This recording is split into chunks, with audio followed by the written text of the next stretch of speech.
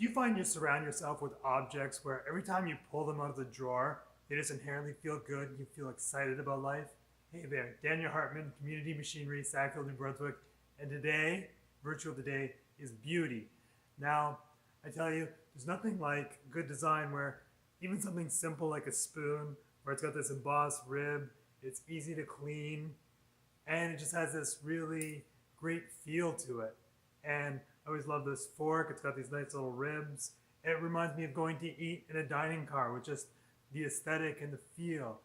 And it's interesting how even putting some flowers in the washroom or other little things in terms of I dug out some tools from around the shop as far as something like this block here. No one needed to put this relief here and neatly put the name in the corner.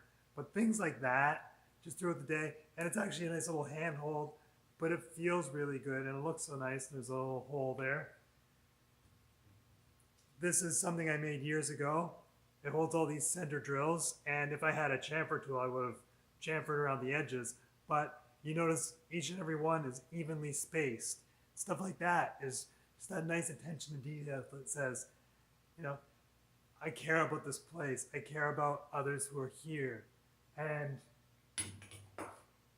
this box is something that I kept around in my desk just because I really love the artwork, these vertical lines and that other part. And even the writing on the box is really clever. Polished heads, reusable many times, firm yet flexible. It's just things that feel really good for some unknown reason. And sometimes it's really great to explore what makes us feel something has beauty in order to incorporate that into future projects. And the more we surround ourselves with beauty, the more it really becomes innate in terms of recognizing the value of putting that in every job. Now this here, I love this handle on this tool, and as well this body. Just it didn't need to be made that way. It could have been made much blockier, boxier, but it's just, besides feeling really good on my hands, it just has a certain feel to it that beauty is one of those really indescribable qualities where it's more like the language of the heart than something that can be really communicated through our head. This is a hand punch, and this makes me really think of the era around the Second World War in terms of lots of aircraft plants would have a lot of equipment like this, and things like this that transport us back to an era where it wouldn't even be considered to make something without making it beautiful. And that's one of those things where in earlier eras where they were casting a lot more tools like this or forging more tools, and there was a whole different aesthetic and design, and people didn't just go to their computer and start drafting stuff. They're always learning how to sketch and draw people as well as tools. And the part of the reason it is so beautiful is because it reminds of us our own likeness, and there's part of our almost like human DNA embedded in a tool that doesn't just have straight concrete lines, and we can relate to it on a more personal level. This is another tool that I really love, the knurl on this handle and just the flow and the shape, and there's a little radius in the bottom there that doesn't need to be there. This is another one that I thought was clever where this has a taper that doesn't need to be there for its function. And the other clever part, there's a left-hand thread here that's inside a right-hand thread. So if you watch, that thread telescopes in and it goes twice as fast as what the thread pitch is because there's a thread inside a thread. So stuff like that is really just beautiful, ingenious design. It makes this tool stronger. And it also says, hey, whoever made this, whoever thought this thing up in the first place, they were really clever. They weren't just anyone who just said, oh, just throw any old thing together and let's get this show on the road. No, let's take some time. Let's make something, a design that's going to last, that everyone is going to use way into the future. Another tool that came out of the toolbox is this die stock for threading round bar.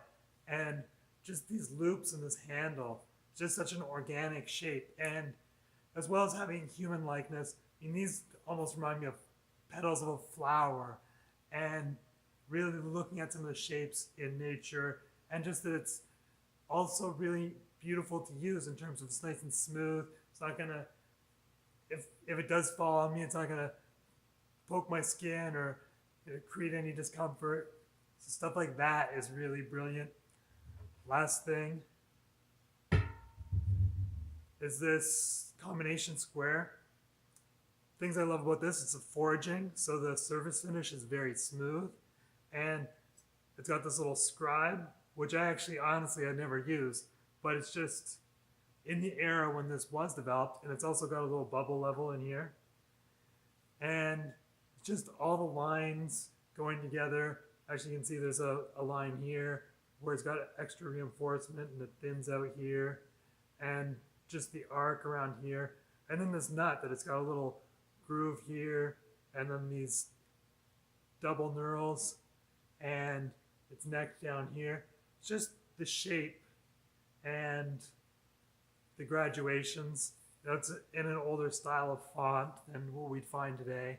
So it really denotes its era, and at the same time, even though it came from a certain time, it's got like a timeless quality to it in terms of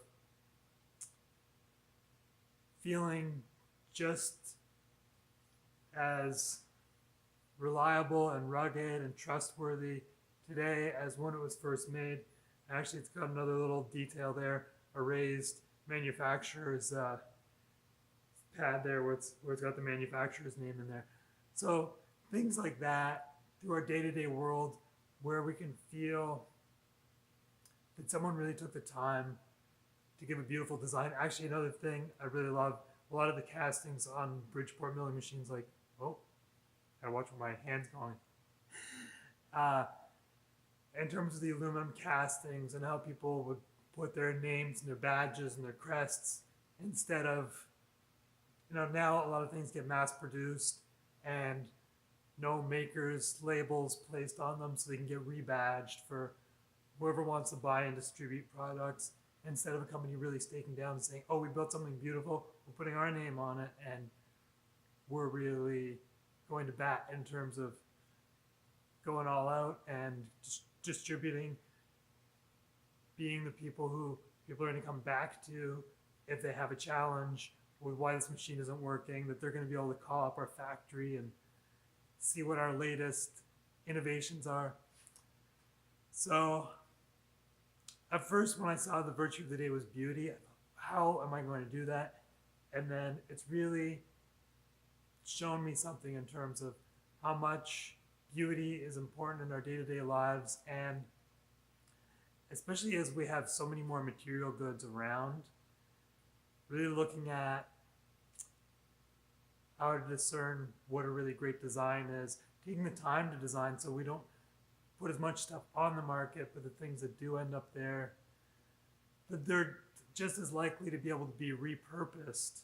I mean, think of things like old treadle sewing machines, how many people have them as tables in their houses, and there's something really valuable in terms of there's a work of art lying in there, that it doesn't just need to have a function other than, or I mean, in terms of its industrial use or its commercial use, but it also has a very utilitarian function, which sometimes when I have stuff like this around, I'm happy just to look, and to be around these machines all the time is really such a blessing in terms of recognizing all that went into building wasn't just the mechanical putting things together, but also making something that's so pleasant that it's also going to uplift the workers building the things and using the things over a lifetime. So important when the world can seem like a drab place, and any place we have an opportunity to uplift ourselves, it's just phenomenal. On that note, rambling on about beauty, but I tell you, it's going to be another virtue of the day tomorrow. Please comment below on what you think about beauty. Please like and subscribe. There's a bell button there. But if you don't get a notification, as I say, another virtue coming out tomorrow. Thanks again for watching.